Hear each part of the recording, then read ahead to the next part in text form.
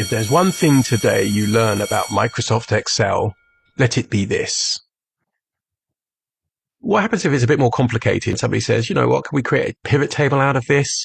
Well, you know the drill. Let's try it out, shall we? So we highlight A1 down to N20, insert, pivot table.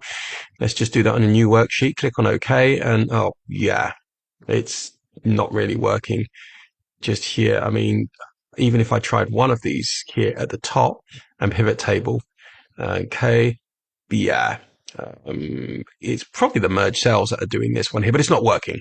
Okay, so we need to sort this data out into a format that can be pivoted. So this is what you do. I'd select A1 down to N20.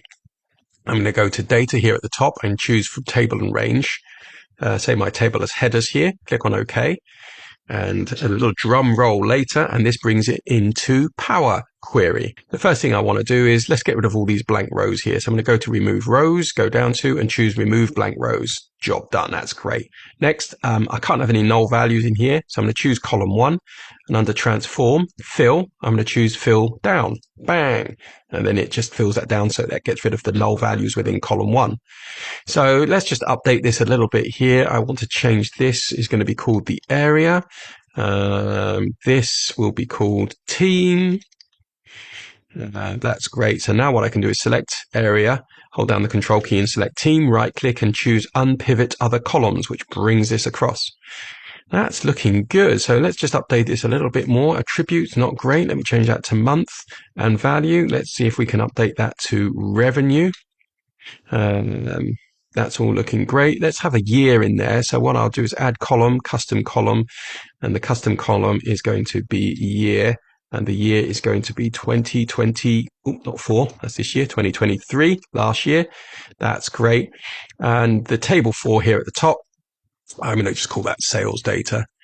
And it's ready to be loaded back. So I want to load this back as a table. So if I click on home at the top, close and load to, and I'm going to choose table just here on a new worksheet. Okay.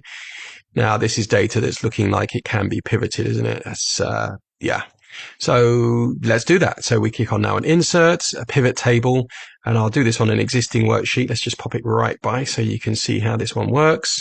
And yeah, so if I wanted to know the year, I can drag to rows. I can drag the months into rows just here. I can drag the revenue. If I wanted to have the team as well broken down by each month, I can do, or swap one thing out. Yeah, it's great. A couple of things with the, let's just drag the team, I tell you, into the columns just here at the top.